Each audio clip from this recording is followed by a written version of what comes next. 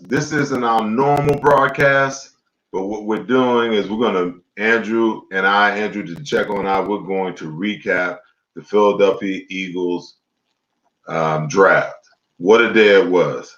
Day one was somewhat of a head scratcher, had everyone, wondering what was going on. And then the beginning of day two with the draft and the Jalen Hurts, a similar situation, but in Howie Roseman style, what did he do? He came up and really, really closed out the rest of the draft in a tremendous fashion. Andrew, give me your thoughts on what you saw through 3 days of drafting for the Philadelphia Eagles. Well, one of Howie's main points going into the draft, Seth, was add speed on both offense and defense. It was one of the slowest teams on both sides of the football last season. So when Jalen Reagor was sitting there at 20 minutes with Justin Jefferson, I had a feeling that they were going to go over speed over the traditional, pro ready. Justin Jefferson's a nice player, but he's a slot receiver that doesn't have the ceiling that a Jalen Reagor has. So it was kind of a no-brainer to me that they were going to go in that direction, even with Jefferson sitting there. How about you? Well, let's talk about that because we can talk about ceilings and we can talk about speed. I've seen a team like the Oakland Raiders, a franchise like the Oakland Raiders, speed, and they can never get themselves over the hump. There's something to be said about having a guy who's got just straight out inline, straight line speed, and a guy who's able to transition his speed in route running that helps to get him open. And it's hard to argue. And I get your point. I understand where Howie's coming from. I saw a tweet last night where someone said that the Eagles have got a 4x1 relay team working here. But at the end of the day, it also comes down to your ability to draft guys who have a proven track record of productivity. And when you think about 111 receptions in 2018 and 18 touchdown receptions by Justin Jefferson, and he's sitting right there for you, and you know that you're going to have the ability to go back later rounds like they did and bring in more speed.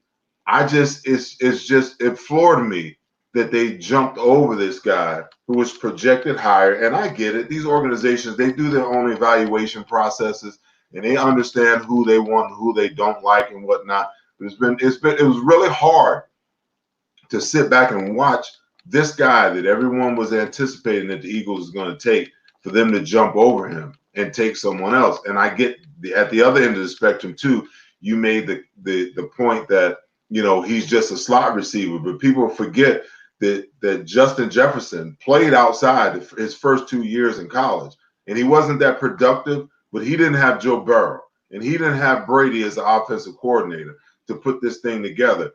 And I would venture to say that he probably would have stayed outside had they not had better outside guys, or they didn't project him to be a better fit for the team on the inside.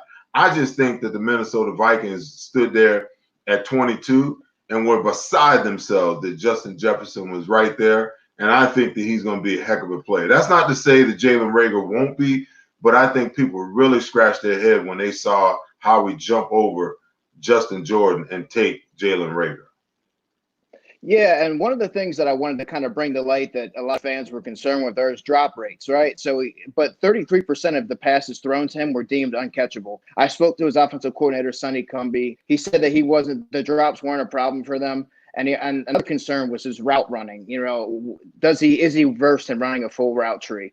Sonny also said that there isn't a route that he can't run. So I think that there's tools there. He's not as raw as many would seem. And I kind of had to come around to the pick a little bit. My phone was blowing up. People asked me what's going on. And, I had a lot more of those in the second round. Well, it really doesn't bother me. That it bothers me from the standpoint that I thought that Justin Jefferson was the guy. It doesn't bother me from the standpoint because I'm always that type of dude that, hey, you know what? Let's wait and see what Jalen Reagor turns out to be. The problem is if he doesn't turn out to be the guy that everyone wants, him to be, we will always look back and say, look at that guy up in Minnesota and how he's being productive. And we could have had that guy. In Philadelphia, we've been there. We've done that on a number of occasions where we passed over guys, and 3, 4, 5 years later, we turn around and we say, my goodness, we could have had that guy, but we got this guy. Yeah. So my thing is, let's wait and see. Let's wait and see what Jalen Reagor turns out to be. Myself and all those people that are naysayers that feel like maybe he's not the guy, we could all be wrong. But time will only tell. When you draft, it's an inexact science. You just don't know what makes a guy, what type of makeup a guy has, and only time tells by his ability to get on the field, prove who he is and what he is, and move on from there. I mean, what else are you going to do? The pick is in. The pick is done. Let's move on to pick number 2. Yeah. Now, this was the head scratcher for me, and this is the one that really had me heated, because I'm sitting back, and when the pick is made, I said, really? I mean, I love the kid, Jalen Hurts, but in the second round, I mean, I've been beside myself for the last 2 days, so I'm gonna let you take this one, the majority of it. Okay. So I got this information a little bit before the pick was actually announced on TV. My phone's going nuts. I'm trying to provide live analysis on the blog. People are calling me, asking me what's going on. And it took me a day to fully process what was going on, Seth, to be honest with you. I really had to let it marinate. You don't take a quarterback in the second round, 53 overall, without a plan, as you know. He's not going to hold a clipboard the whole season. He'll be playing in some capacity, whether it's a few plays a game on offense and trying to add some more speed, add a different dimension. You remember what they did with Michael Vick in 2009. I don't necessarily think that was a great use of resources there with Southern Illinois safety Jeremy Chin sitting there, Christian Fulton from LSU, another player that I like. You have to wonder what was going on there, but I'm sure they have a plan. And I think eventually, Seth, what could happen is you develop them, you groom them, you let them play at the end of blowout games in the preseason, and then you trade him for assets. Well, that sounds like a great plan, Andrew. But at the end of the day, we know that football teams have Super Bowl windows. You got windows. The Eagles are still in their Super Bowl window, in my opinion, and they have enough holes on this team on both sides of the ball and enough needs on both sides of the ball that this pick could have been used a lot more judiciously, in my opinion. It doesn't matter whether you have a plan. When you've got needs and there are players sitting there that you can use right now, I thought that Howie's explanation, we're a quarterback factory, we want to stay true to who we are. Staying true to who we are. Not to cut you off, that was laughable. Quarterback factory. Didn't they take Clayton Thorson last year and then they cut him before they cut him at the end of the summer? No doubt about it. But if you're trying to win, if you're trying to stack Super Bowl championships, I just don't see how this pick makes any sense. Now it can be a combination on Nate Sudfeld, because pretty much, are you keeping Nate Sudfeld on this roster? I mean, this has been an indictment when you go and you take Jalen Hurts, and then you say, Howie comes out and says that, Jalen Hurts could be the number 2 quarterback going into this season. Okay, so you basically you said that Nate Sudfeld pretty much is not our number 2 guy. Okay. Now the other thing is you're creating, in my opinion, and people just keep saying that it's not possible. It's not possible. Carson Wentz is one injury away from Jalen Hurts having to play. And if he has success, we've got the Nick Foles, Carson Wentz scenario all over 100%. again. And isn't that I, Isn't that what they were trying to get away from? I never thought That's we'd what see I that thought. again. I never Right. thought we'd see that again. Yeah, that was an odd use of resources there. Like you said, if you're Jim Schwartz or Carson Wentz for that matter, and that pick's being announced, what's going through your mind? You know, there was players to be had in the secondary. There was linebackers there. Logan Wilson from Wyoming was sitting there. It was kind of a head scratcher to me. And I mean, it's like you said, it's an indictment. It's an indictment on Nate Sudfeld and what they think of him. They and you know, to your point about the quarterback factory, if they're not confident in Nate Sudfeld and they spent years developing him and they got rid of Clayton Thorson after, you know, a few months, are they really even a quarterback factory? You know what I mean? Well, hey, listen, if you can't take Nate Sudfeld and move him for draft capital, then that that experiment was a failure. There's no ifs, ands, or buts about that. Because you spent too much, you spent draft resource and you spent time um, on this kid and the development of this kid. Listen, I love Jalen Hurts. I loved him when he was at Alabama. I thought he got a raw deal there. Not necessarily raw deal. Nick Saban did what he had to do.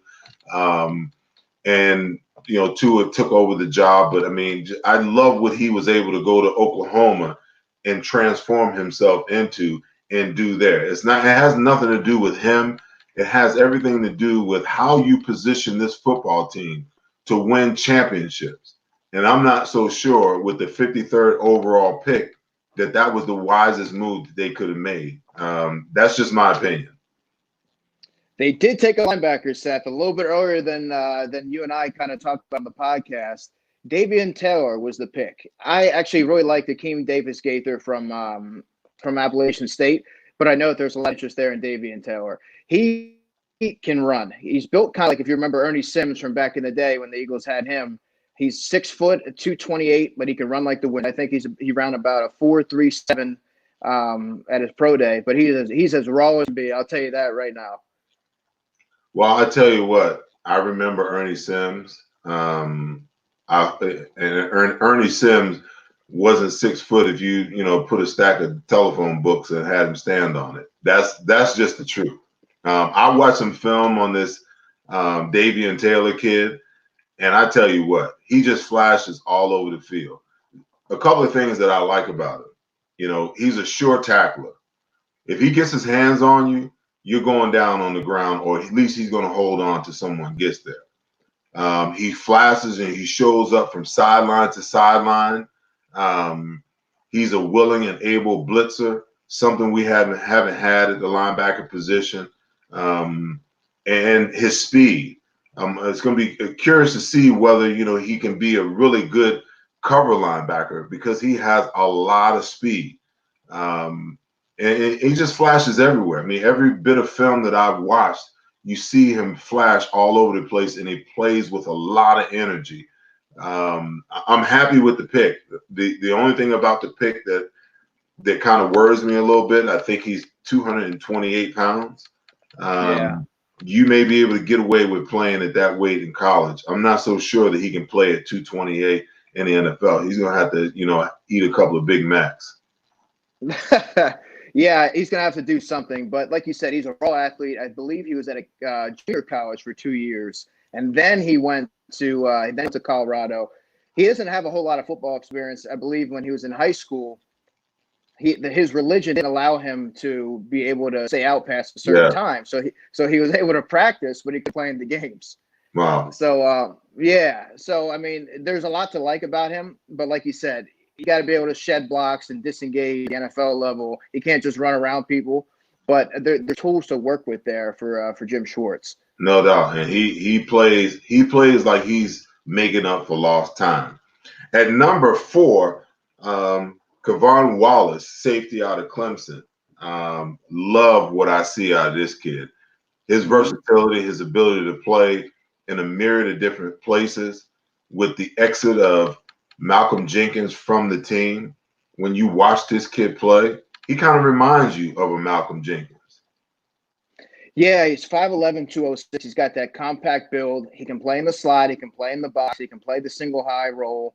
He's going to hit you. He's a physical kid. He's bringing a lot of energy to the defense. He's a smart guy, from what I understand. I don't know that he'll factor in immediately off the bat, but I think he'll be a force on special teams right away. No doubt. Moving on, let's talk about Jack Driscoll, offensive tackle from Auburn. What's your thoughts on him? Well, Seth, I had a chance to see him at the Shrine Bowl. I was there for the week. I got to go to the practices. He has some athleticism to him. I don't necessarily think that he'll be a tackle at the NFL level. I think that they'll actually move him into guard or have that big V versatility where he can play tackle and guard. Some even think he can play center. But that was a good pick. He's played a lot of football. I believe he's a 4-year starter as well. You know, my only issue is I watch film on him. I don't see a whole lot of hyper aggression out of him. I like for my offensive lineman to be nasty. It's like when you watch. He's not nasty. No. I mean, he kind of plays grabby. I'm gonna stay in front of you more than anything. You know, I mean, when you watch Brandon Brooks, when he gets into you with his hands and his body, you know, he's trying to move you off the ball. He's trying to create space. You know, Jason Kelsey, Lane Johnson, you know, the bodyguard, you know, when he was in his prime, these guys were aggressive and they didn't want to just block you. They didn't just want to keep you from the quarterback, or they didn't want to just create a hole. They wanted to maul you. They wanted to push you downfield. They wanted to demoralize you. And I just don't see that animal instinct in this guy. You know, now, is he serviceable? Yeah. I mean, he does a good job with his feet, you know, in pass protection. He does a good job with his hands, but he's susceptible to moves and he's susceptible to power pass rushes because he likes to kick and he wants to keep kicking. But the problem is when you keep kicking as an offensive lineman, at some point in time, you got to sit down and you got to fight. And that fight, I didn't see that fight in him. I mean, that's my opinion. Yeah, I don't know that he ever has that starter upside because he doesn't have that nastiness, and he's just an average player. He's an average athlete, but he'll be able to hang on for a while because he can do a lot of things well, but nothing great. You know, now my eyes lit up when I seen our number 5 pick. When I looked at this kid on film, my goodness, you talk about a game changer.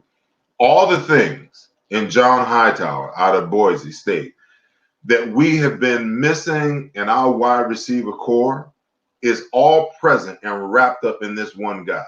Now, that's not to say that Jalen Reagor is not going to be, you know, the guy, but he's going to have some competition when it comes to John Hightower.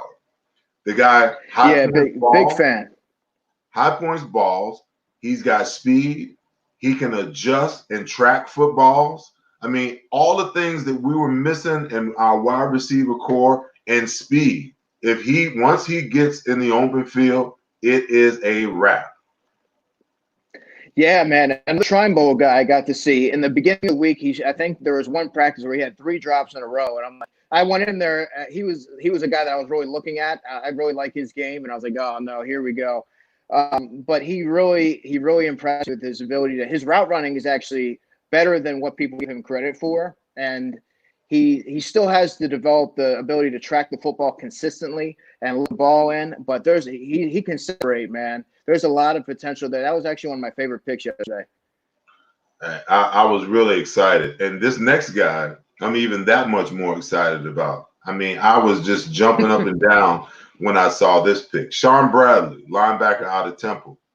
I had an opportunity to coach him in the NFLPA Collegiate Bowl out in Pasadena, and he was by far the best linebacker on both teams, on both squads. You know, he's got nastiness.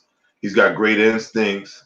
He's a smart kid, very physical. And I pulled him aside, you know, the second day of practice, and I said, the only thing that's going to stop you from being the player that you potentially can become is your mouth. He's like, I said, people don't need to know what you can do. All they need to do is see what you can do. And between this kid and Davion Taylor, I think it's not even out of the realm of possibility with the skill set that both of these guys possess that these two guys could wind up being the two starting linebackers. It's highly unlikely because I don't think that, they're going to be able to come in and learn the system as fast as they need to learn it and unsee some of the guys that Jim Schwartz has had an affinity for. But these two guys are going to be hard to keep off of the field because of their skill sets, their intellect, and the way that they play the game. They are an automatic upgrade at the linebacker position. And I'm super excited that this kid gets an opportunity to stay home and potentially play for the Philadelphia Eagles. When that pick was announced, you were the first person I thought of. We were just having that conversation on the podcast, man. And I was talking to Tony Pauline in the draft blog that we were doing, and he even thinks that Sean Bradley is a better player than David Taylor and will be a better player than Davian Taylor. That's certainly high praise, and I have to agree based on the film that I've seen and his instincts and his range and his sideline to sideline, tenacity and speed there. And Seth, you like you said, you got to coach him, so you saw him firsthand. And if there's anyone that knows about linebackers, it's going to be you. He's just got that it factor. It's like it didn't take all we need to do was get him in pads because the first 2 days we practiced, we didn't have pads on. We had him the third and fourth days where we had him in pads. When I saw his aggression, you almost had to like pull him back. I mean, he was like a wild stallion, just ready to go. And I'm like, dude, relax a little bit. I think fans are going to love that, man. I think he's going to endear himself to fans quickly. For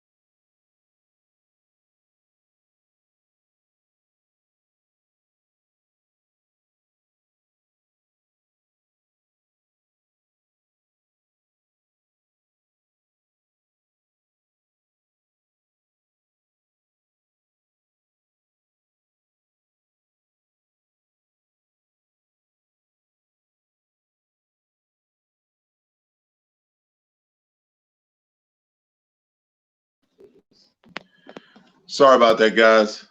Had a little bit of technical difficulty there. Andrew, can you hear me? Yes, sir. Okay. Let's continue from here. We'll wrap. We were talking about Quez Watkins. Give me your thoughts on Quez. Well, he's a little bit of a raw player. Southern Mississippi kid. He ran the third fastest 40 time at the combine for his position group. I think that he's going to now all of a sudden you got Marquise Goodwin in the mix. You got John Hightower in the mix. You have a lot of guys there. I think he may have might be a little bit of a struggle for him to make the team. But if he's able to really tap into his potential in the preseason, they may have to keep 6 receivers. Wow. You think with 4.3 speed, he might not make the roster? He's a little bit raw. I mean, you may have to keep 6 or 7 guys, or maybe Marquise Goodwin is a surprise cut. Right. Well, the film I saw on him, I mean, he looked electric when he was actually, making plays. And he made a lot of plays. He's another guy. I mean, when how we talked about, improving the amount of speed on the field. He was not messing around when at the wide receiver position. Because I mean, every single guy that they picked up can flat out fly. Yeah, we'll see what happens with Quez Watkins, but they now they added 4 speed guys in 3 days, so they went from one extreme to the other. Another wrong with that, our third sixth round pick, kid out of Auburn, offensive tackle, Prince Tega, Wanahau. I'm assuming that's how you pronounce his name. Yeah, we'll go with that. You said it better. We'll get the correct pronunciation sooner or later. The one thing I like about this kid is his versatility. When you watch film on him, not from game to game, but in game. I mean, he'll be lined up at left tackle. He moves to right tackle. Then he's at guard. I mean, so on. He's just all over the place. So his versatility, they have a guy that they can move in all over the place. Now, I'm not so sure, with the 210th pick, how that all transpires and works out. Another thing, there's some similarities, even though he played at Auburn and they're a run-based offense. One of the similarities that I saw with him that I didn't really like that much with Driscoll is that they're not the aggressive nature. I mean, I want dogs up front. I got to have 5 dogs up front that just want to maul people and make them not want to play game in, game out, play in, play out.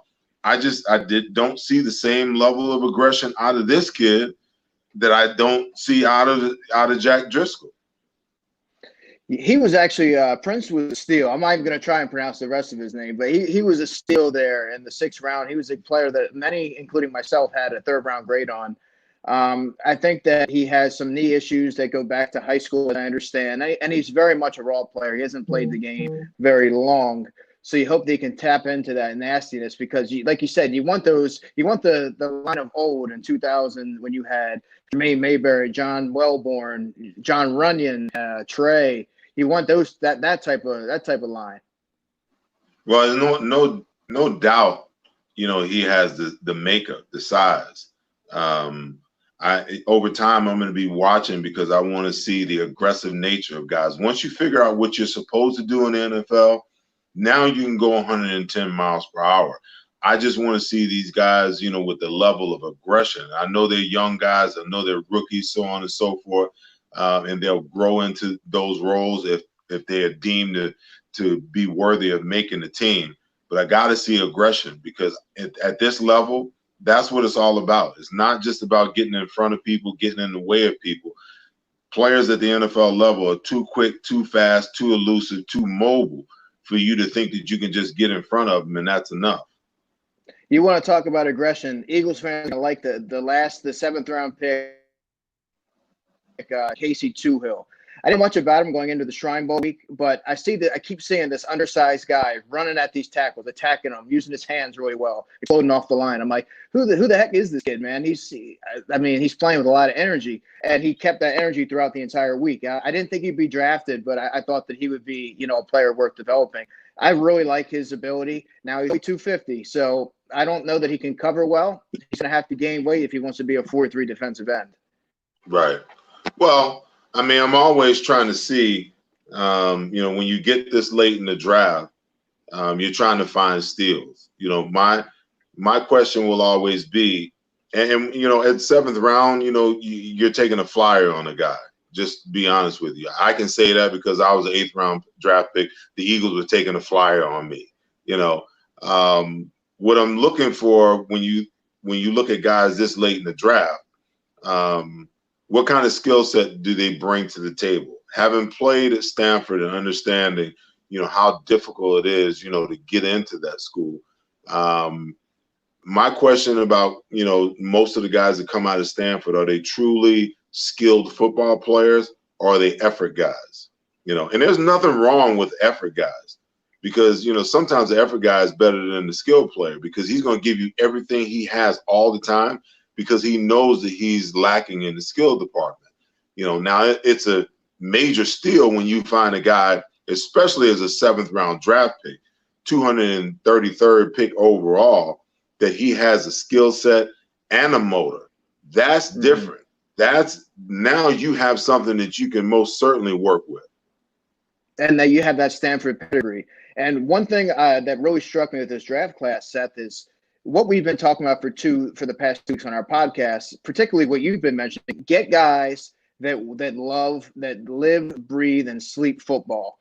And you can make that argument that every player that they took on draft weekend represents that. No doubt about it. Hey, like I said at the beginning, Howie, started off a little shaky in the draft, but man, did he close wonderfully. And I always call him Rainmaker Roseman, because he can figure out a way to make chopped liver out of chop what. But yeah, I tell you, man, this is phenomenal. Can't wait to see what these guys look like once we finally get back to football. There's a lot of excited Philadelphia Eagles fans out there today. We're going to sign off now. Thank you guys for listening. For my partner, Andrew Dicecco, and Tom Schrader, and Derek Stevenson behind the scenes is working on everything for us. We appreciate you guys taking a look. We'll be back Tuesday with our podcast. Actually, we're going to tape our podcast Tuesday. It'll be up on Wednesday, or we may even live stream it here on StreamYard again. Thank you guys for listening. Have a great weekend. Stay safe out there. Take care.